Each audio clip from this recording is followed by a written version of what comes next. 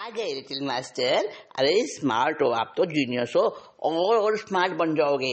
हाँ, आईक्यू वाले सारे एग्जाम्पल सुनोगे, सारी स्टोरी सुनोगे, और फिर तो आपका आईक्यू और ज्यादा बढ़िया बन जाएगा। ज्यादा स्मार्ट बन जाओगे, ज्यादा जीनियस बन जाओगे। मुझे पता है आपको बहुत इंटरेस्टिंग लग रही है ना कहानियां। आनंदी सूत्र मांगा आपने, ढूंढा, नहीं मिला, ऐसा मत सोचना। हाँ, प्राकृत भाषा है उसकी, पर हिंदी में सब मिलता है। हिंदी में, इंग्लिश में, जो लैंग्वेज में आप चाहोगे सब लैंग्वेज में अपने शास्त्र आपको मिल जाएंगे। और कहानियों वाले तो आपको बहुत पसंद आएंगे। हाँ, तो आज मैं आपको बताऊंगी, और पाती की बुद्धि का कौन सा उदाहरण बताऊंगी? कुक्कुट। कुक्कुट बताऊंगी। कुक्कुट, कुक्कुट कहते हैं मुर्गे को।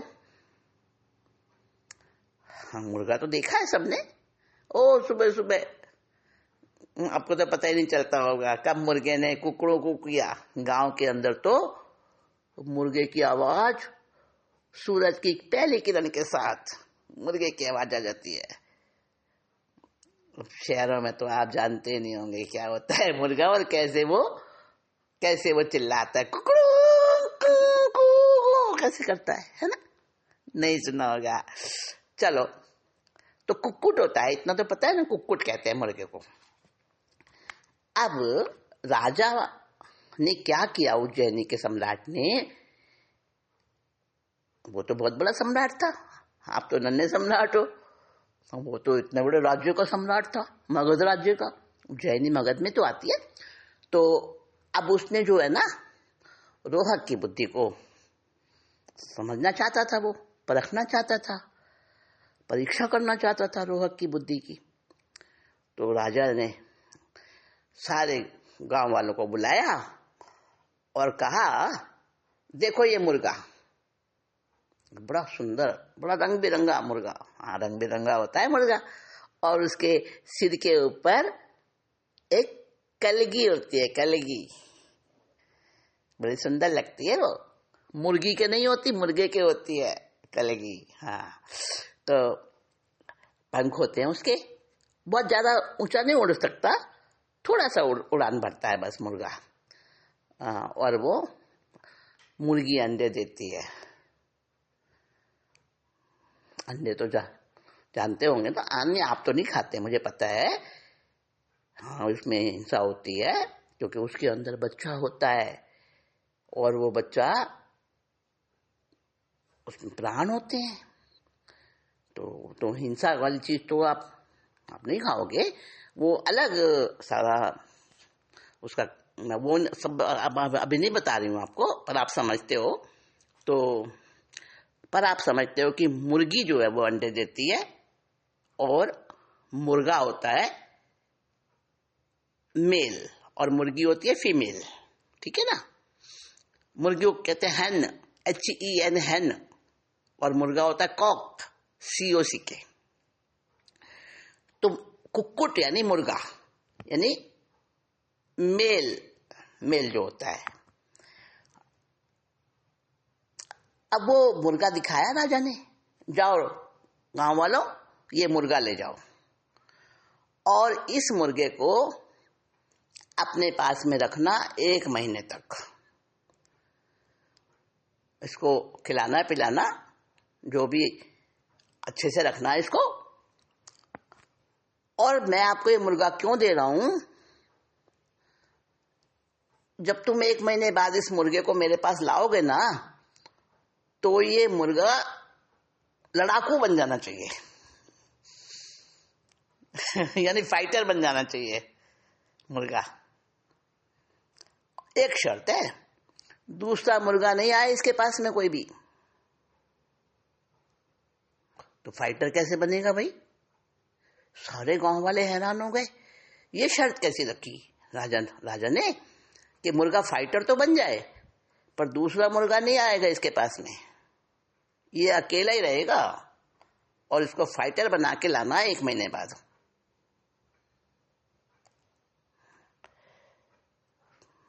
चले आए बेचारे मुर्गा लेकर राजा के सामने। क्या बोले?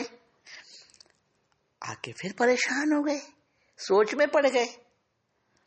फिर रोहक के पास समाधान मांगने गए। अब तो वो खुद गए चला के रोहक के पास, बेटा तू ही हमें मुसीबत से बाहर निकाल सकता है, बता क्या करें हम। राजा ने हुक्म दिया है कि इस मुर्गे को, इस कुक्कुट को बिना किसी दूसरे मुर्गे के, अकेले को इसको और लड़ाकू बनाना है। रोहक ने कहा अच्छा कोई बात नहीं, हो जाएगा हो जाएगा। अरे इतनी आसानी से, लापरवाही से बोल दिया इसने, तो हमारी तो जान सूखी जा रही है। भाई कैसे करेगा तू? हाँ देखो मैं आपको तरकीब बता देता हूँ, करोगे तो आप ही, मैं नहीं करूंगा, बस मैं आपको रास्ता बता देता हूँ। एक बड़ा सारा क्या लाओ, आईना लाओ। आईना समझते हो? मिरर, मिरर जिसमें अपन अपना फेस देखते हैं, होता है ना घर में, आपने देखा होगा ड्रेसिंग टेबल का बहुत बड़ा मिरर होता है, वो ड्रेसिंग टेबल में लगा हुआ, पूरा उसमें इंसान खड़ा सामने दिखेगा। तो बड़ा सारा एक मिरर लाओ, रोहक ने कहा। ठीक है, ले आए।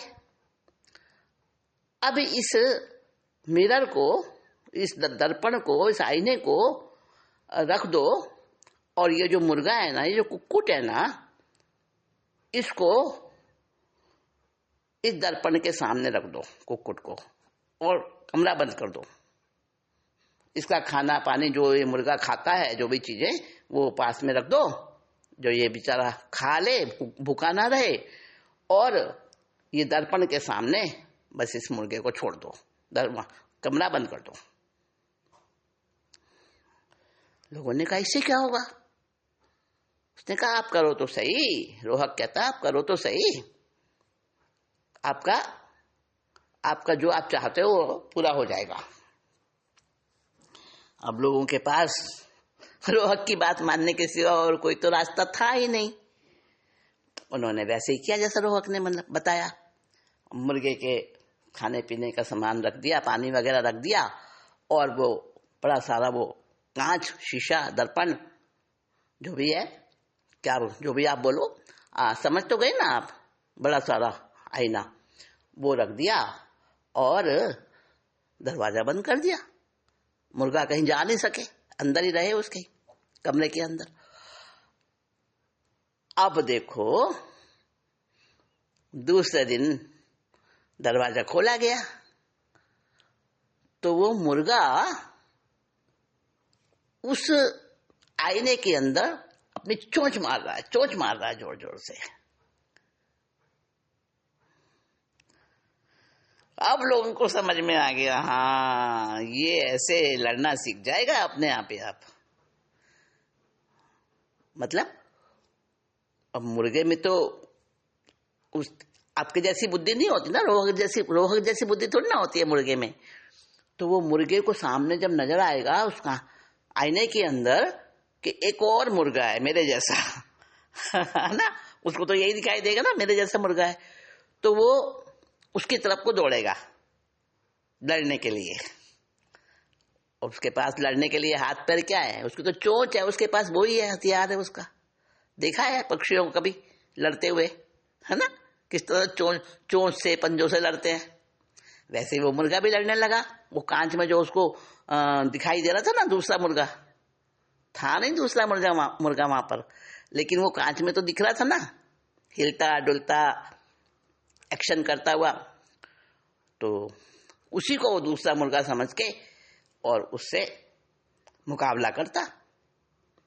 धीरे धीरे करते करते 1 महीने में तो पक्का लड़ाकू बन गया, वो पूरा फाइटर बन गया। अब रोहक कहता है जाओ ये मुर्गा ले जाओ राजा के पास में।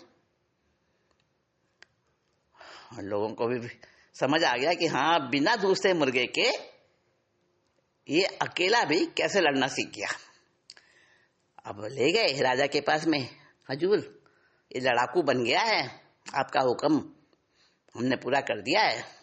राजा ने कहा अच्छा चलो एक और मुर्गा मंगवाया जाए और दोनों को लड़ाया जाए। दोनों मुर्गों को आपस में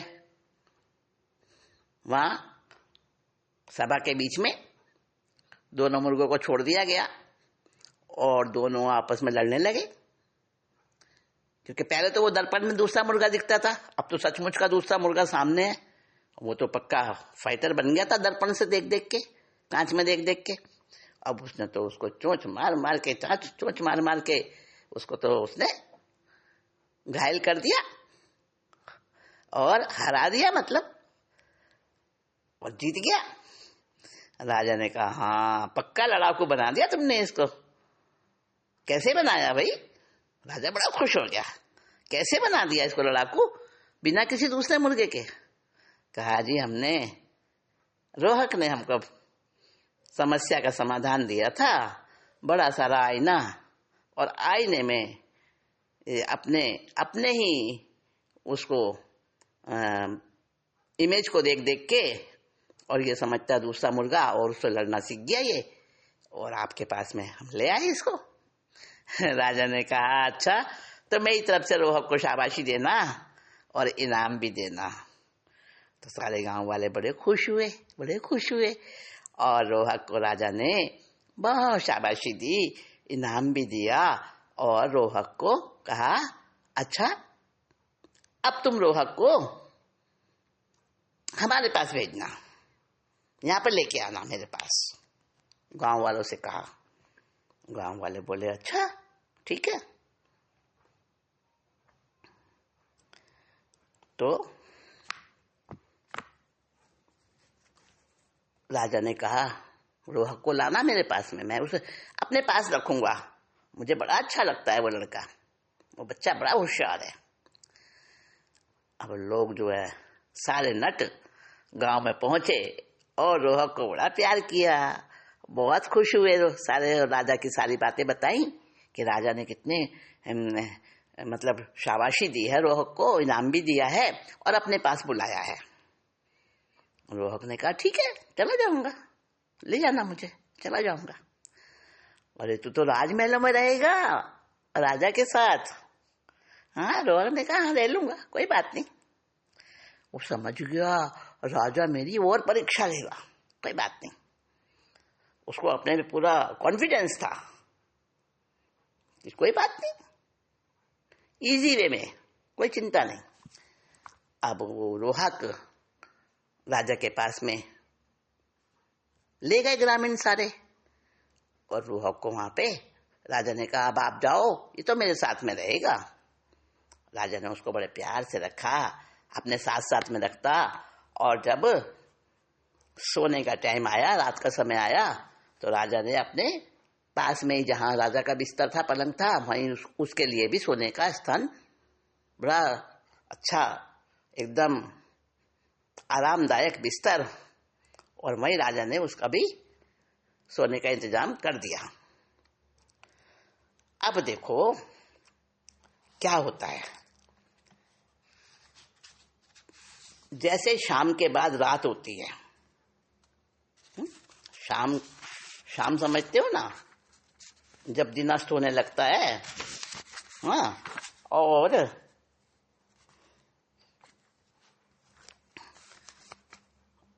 फिर रात होती है, धीरे धीरे शाम होती है, फिर रात होती है। तो राजा ने कहा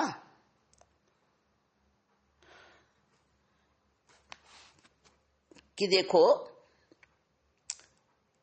मैंने जो तुमको, रोहक बेटा, मैंने तुमको जो मैंने शर्तें बताई थी, उन शर्तों को तुमने पूरा किया, और मैं समझ गया तुम बड़े होशियार हो, तुम्हारी बुद्धि बड़ी तेज है। लेकिन जो मैंने तुमको कहा था कि खीर बना के भेजो, लेकिन उसके नीचे आग न जलाई जाए, बिना अग्नि के खीर बना के भेजो। तो रोहक, बड़ी स्वादिष्ट खीर बन के आई थी, तुमने कैसे बना दी थी भाई? रोहक ने कहा, अंदाता इसमें क्या मुश्किल है, चावल और दूध की खीर बनती है, उसमें मिश्री चीनी वगैरह डालते हैं, मेवा ड्राई फ्रूट वगैरह बहुत चीज़ें उसमें डालते हैं। तो वो सब सामान ले लिया था हमने। बस शर्त ये थी कि बिना आग के, आग ना जलाई जाए, और खीर तैयार करके राजा को भेजनी है। तो अर्जुन अंदाजा हमने क्या किया, हमने जो है ना चूने का ढेर, नहीं समझे, चूना, चूना कैल्शियम। आपके घर में दीवारों पर वो करते हैं ना, पेंट करते हैं दीवारों पर। आजकल तो तरह तरह के पेंट आते हैं। पहले समय में वाइट पेंट करते थे, चूना, चूना होता था वो। तो वो चूना, खूब सारा चूना, सूखा चूना, तो वो इकट्ठा खूब सारा ले लिया। और रोहक ने बताया कि पहले तो हमने चावलों को अच्छे से भिगो दिया पानी में, और भिगो के रख दिया चावलों को, वो नरम पड़ गए। उसके बाद क्या किया कि जब वो चावल नरम हो गए अच्छी तरह, फिर उन चावलों को दूध में डाल दिया, और उस मिट्टी की जो हांडी थी ना, पहले मिट्टी के बर्तनों में खाना बनता था, हांडी बोलते थे उसको। तो उस मिट्टी की हांडी को, उसमें मतलब चावल और दूध और जो भी ड्राई फ्रूट वगैरह जो भी उसमें डालना था, वो सब उसमें डाल के, और उस हांडी को ढक्कन लगा दिया। फिर चूने का ढेर, उसमें उस हांडी को अंदर में रख दिया, चूने के ढेर में ढेर सारा चूना था, उसमें रख दिया। और फिर ऊपर से थोड़ा थोड़ा पानी डाला। चूने में एक विशेषता होती है कि उसके ऊपर पानी डालो ना तो वो गर्म हो जाता है। तो वो चूने का ढेर गर्म होता रहा, और वो मिट्टी की हांडी में गरमाई, हीट पहुंच के, और वो थोड़े थोड़ी देर में उसमें पानी डालते रहे चूने के ढेर में, और उसमें वो खीर तैयार हो गई हांडी में, क्योंकि ढक्कन बंद था और पूरी हीट उसको मिल रही थी। और वो उस गरमाई से, उस हीट से खीर बनकर तैयार हो गई, और उस हांडी को राजा के पास में ले गए, और बड़ी स्वादिष्ट खीर तैयार हो गई थी। राजा ने तो बड़ा खुश होकर खाई। तो रोहक ने बता दिया सारा कि हाँ, इस प्रकार से हमने बिना आग के वो खीर तैयार करके भेजी थी। राजा ने कहा, अच्छा, और जो तुम मेरे पास में आए थे और मैंने शर्त रखी थी कि रोहक आए, और कैसे आए, न शुक्ल पक्ष में आए न कृष्ण पक्ष में आए, न दिन में आए न रात में आए, न छाया में आए न धूप में आए, न आकाश मार्ग से आए न जमीन मार्ग से आए, न सीधे रास्ते से आए न टेढ़े रास्ते से आए, न स्नान करके आए न बिना स्नान करके आए, लेकिन आना है रोहक को मेरे पास, और ये सारी शर्तें पूरी करके आना है। तो भाई रोहक, तुम वैसे ही आ गए, सारी शर्तें किस तरह से तुमने पूरी करी? तो रोहक ने जवाब दिया, हजूर, मैंने क्या किया कि 15 दिन का शुक्ल पक्ष होता है, 15 दिन का कृष्ण पक्ष होता है। तो आपने कहा था न कृष्ण पक्ष में आना है न शुक्ल पक्ष में आना है। तो मैंने ऐसा दिन चुना जो कि कृष्ण पक्ष खत्म हो गया और शुक्ल पक्ष शुरू हो गया, उसके बीच का, यानी शाम का समय। क्योंकि ना दिन में आना ना रात में आना, तो शाम का समय, ना दिन ना रात, ना अंधेरे में आना ना उजाले में आना, तो शाम का समय ऐसे होता है। ना धूप में आना ना छाया में आना, ये भी शर्त पूरी हो गई। और फिर आपने कहा था कि न खुले सिर आना न से ढक के आना, मतलब न छाया में न धूप में। तो मैंने क्या किया, सिर पे रख ली छलनी। छलनी होती है ना, हाँ, तो वो सिर पे ढक लिया मैंने छलनी को।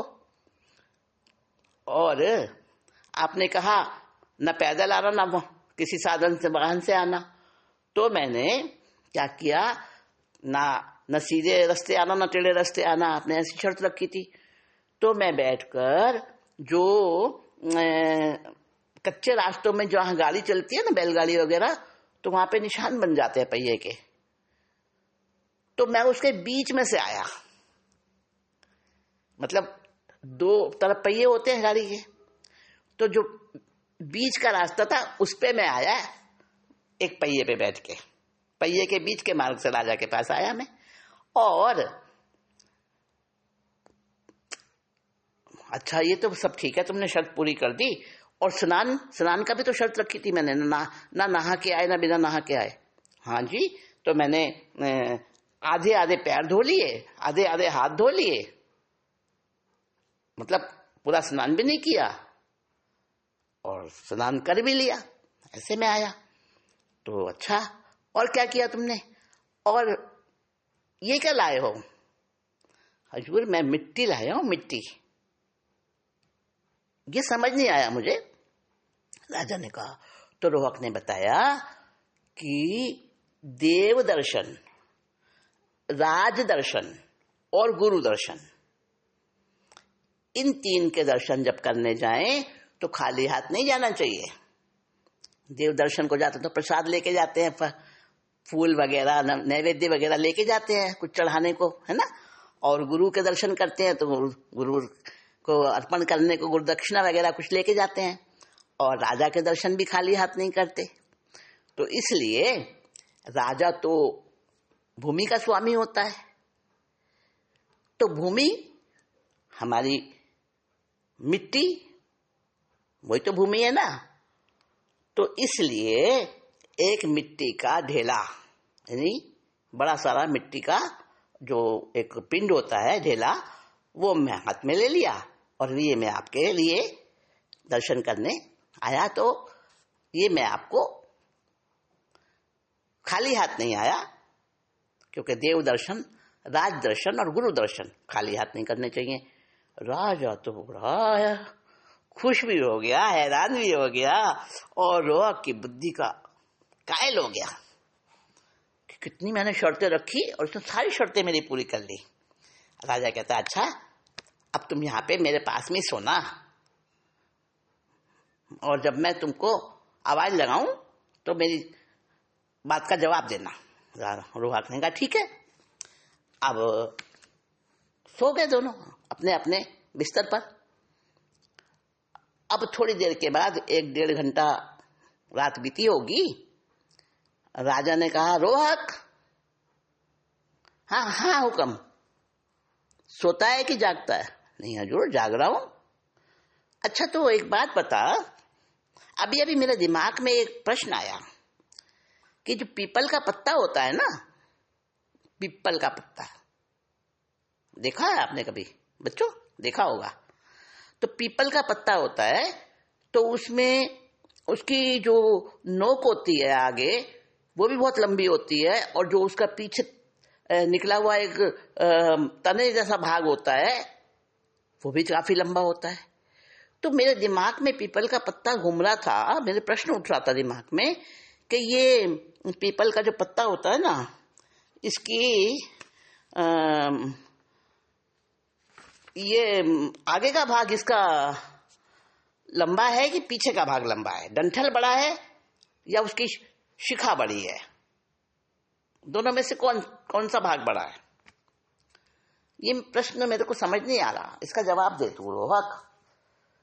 रोहक ने कहा, राजन, पीपल के पत्ते का जो शिखा वाला भाग होता है और जो डंठल वाला भाग होता है, दोनों बराबर होते हैं, एक समान होते हैं। राजा ने कहा, अच्छा पक्की बात? मतलब आप नाप के देख लो, पक्की बात। और राजा ने वो परीक्षा करी, बिल्कुल सही निकला। राजा हैरान हो गया, गजब, इसकी बुद्धि गजब। अब अच्छा रोहक, बहुत सही जवाब दिया तूने, सो जा सो जा। रोहक सो गया, राजा भी सो गया। थोड़ी सी रात और गुजरी। राजा ने फिर रोहक को, रोहक सो रहा है कि जग रहा है? हजूर जाग रहा हूं। देख मेरे दिमाग में एक सवाल आया, अब तू जवाब दे। एक गिलहरी होती है ना, गिलहरी,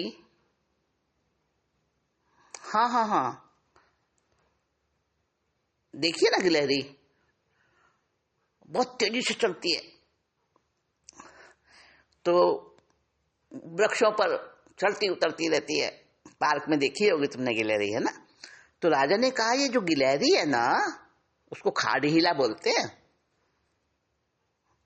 मतलब देसी भाषा में खाड़हीला बोलते हैं उसको। तो ये जो गिलहरी होती है ना, ये गिलहरी का शरीर जितना होता है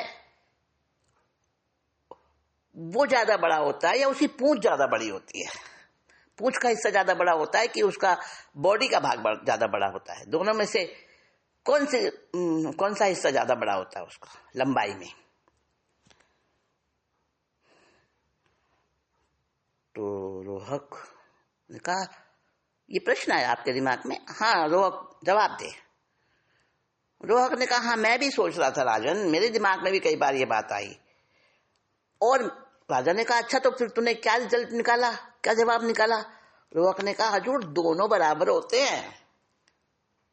जो गिलहरी का जो बॉडी का पार्ट होता है ना, और जो उसका पूंछ होती है, दोनों बराबर होते हैं, कोई कम ज्यादा नहीं होते। अब मुझे नींद आ रही है, ऐसा कह के रोहक वापस सो गया। राजा ने कहा, बिल्कुल सही कह रहा है तो। और देखा तो बराबर रोहक की बात सही निकली। अब फिर रात बीत गई। अब क्या हुआ कि राजा को तो दिमाग में कोई ना कुछ उधेड़ बुन चल रही थी। अब समझो सुबह के जैसे रात बीत गई, आधी रात से ज्यादा बीत गई, और सुबह के समझ लो 3-4 बजे का समय हो गया, रात्रि का जिसको कहते हैं अंतिम प्रहर। अब राजा ने क्या किया, रोहक को आवाज लगाई, रोहक जाग रहा है कि सो रहा है? रोहक को नींद आ रही थी, उसको, क्योंकि कई बार रात में उसकी नींद भंग हुई। अब उसको नींद आ रही थी, उसने जवाब नहीं दिया। राजा को जवाब नहीं मिला तो आखिर को तो राजा है ना, उसके ईगो को चोट पहुंची। राजा ने अपनी छड़ी उठाई और छड़ी से रोहक को ऐसे चुभाई, उस छड़ी रोहक के बॉडी से। अब उसकी जो छड़ी की जो चुभन थी, वो रोहक जाग गया उससे।